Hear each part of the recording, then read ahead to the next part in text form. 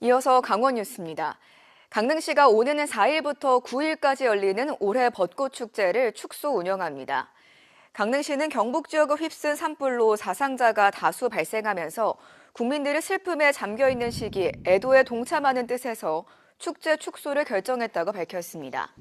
축제에 연결돼 있는 행사들은 축소하지만 이미 꽃이 피기 시작한 벚나무에 설치한 조명은 축제 기간 내내 야간에 밝힐 예정이어서 벚꽃을 즐기는 데는 지장이 없을 것으로 전망했습니다.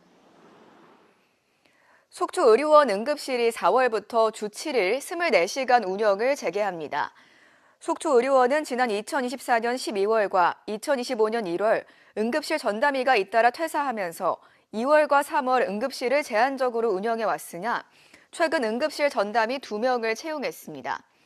이번 조치로 속초의료원은 총 5명의 응급실 전담의를 확보하게 됐으며 지역 응급의료센터로서 응급의료 서비스를 공백 없이 운영해 나가겠다고 밝혔습니다.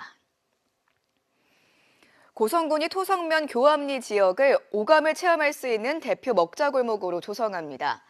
고성군은 막국수와 순대국밥 등 유명 맛집이 몰린 교암리 일대를 번개 먹자골목으로 신청해 강원도 공모사업에 선정되면서 고성군 최초의 먹자골목으로 조성할 계획입니다. 여기에 5개 광고 관련 공모에도 잇따라 선정돼 업소 간판과 5개 광고 디자인을 모두 개선할 계획입니다. 고성군은 해당 거리에 6억 6천만 원을 들여 다양한 체험물과 피규어, 조향시설 등을 설치해 눈으로 보고 손으로 만지고 향기를 맡는 새로운 공간으로 재탄생하도록 할 계획입니다.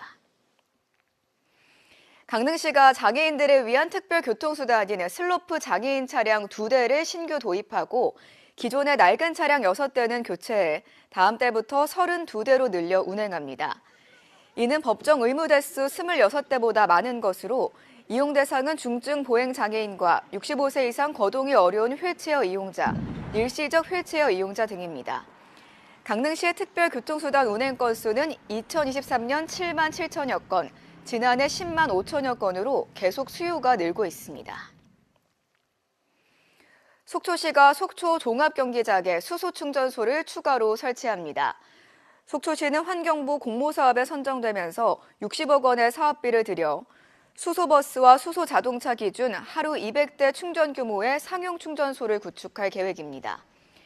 이에 따라 속초시에는 기존 영랑동에 운영 중인 수소충전소 외에 추가 충전소가 6월에 착공돼 내년 1월부터 추가 운영됨에 따라 충전 속도를 비롯한 편의성이 대폭 개선될 것으로 기대되고 있습니다.